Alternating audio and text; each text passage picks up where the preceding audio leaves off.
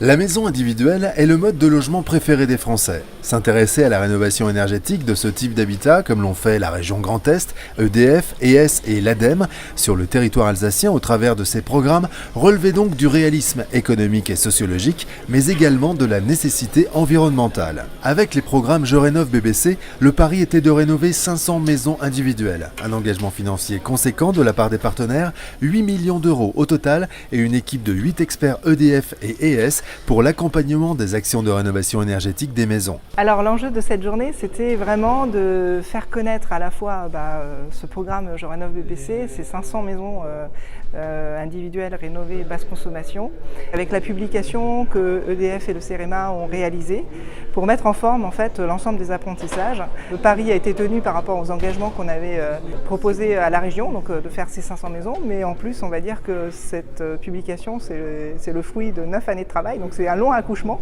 C'est un programme ambitieux et de qualité, 500 logements qui ont été rénovés avec des niveaux de performance très élevés et avec un suivi des chantiers pour s'assurer de la qualité finale et des tests de vérification à chaque étape et surtout à la fin. La vraie particularité du programme, c'est qu'on a une vraie évaluation qui donne dans toutes les dimensions du programme, à la fois en économie d'énergie, mais en qualité des travaux et même en analyse financière, tout l'intérêt du programme JRBBC. Ça, c'est quelque chose qui est assez unique en France sur un programme de telle envergure. Les objectifs du facteur 4 ils sont atteignables.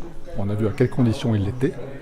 Ce qui est intéressant dans cette opération, c'est qu'elle montre qu'on peut intervenir sur de l'habitat individuel. C'est ce qui est le plus difficile à faire. En rénovation, c'est toujours difficile, mais sur l'habitat individuel, c'est encore plus dur. Et deuxièmement, elle montre aussi, et c'est surtout le message peut-être le plus important, qu'on ne peut atteindre l'objectif que si l'ensemble des acteurs de la chaîne se mobilisent et travaillent de façon collective et coordonnée. Ce facteur 4 est un facteur élevé, en accord avec la loi TECV, mais, il y a un mais, il reste inférieur à l'objectif de la stratégie nationale bas carbone, de réduire les émissions de CO2 du secteur des bâtiments de près de 90% à l'horizon 2050, comme l'a rappelé Marc Kugler tout à l'heure. Avec cet objectif, ce n'est pas un facteur 4, c'est un facteur 8 qui est visé.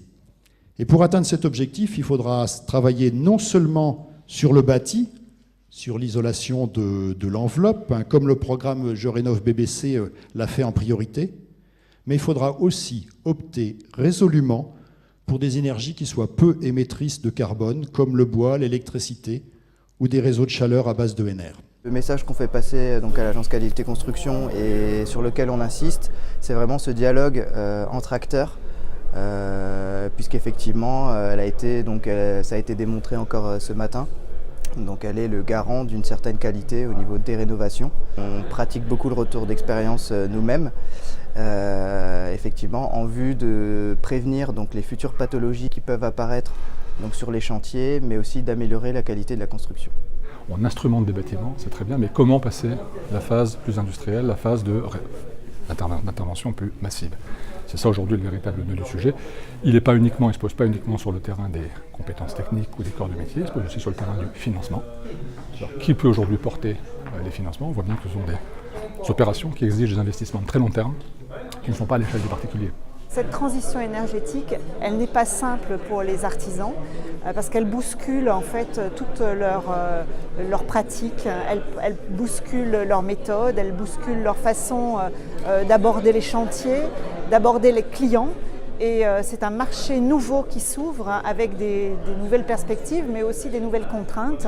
Et donc la réalité n'est pas aussi simple que ce qu'on pourrait penser à travers les théories. Tous les acteurs du bâtiment prennent leur place, à la fois la maîtrise d'œuvre, les architectes, bureaux d'études, les entreprises générales, les artisans, les groupements d'artisans, les constructeurs, les contractants généraux. Il va falloir que tous ces gens se mettent ensemble, travaillent ensemble pour construire différentes offres qui seront adaptés aux différents segments des particuliers pour arriver encore une fois à cet objectif de massification pour atteindre les objectifs climatiques que s'est fixé la France.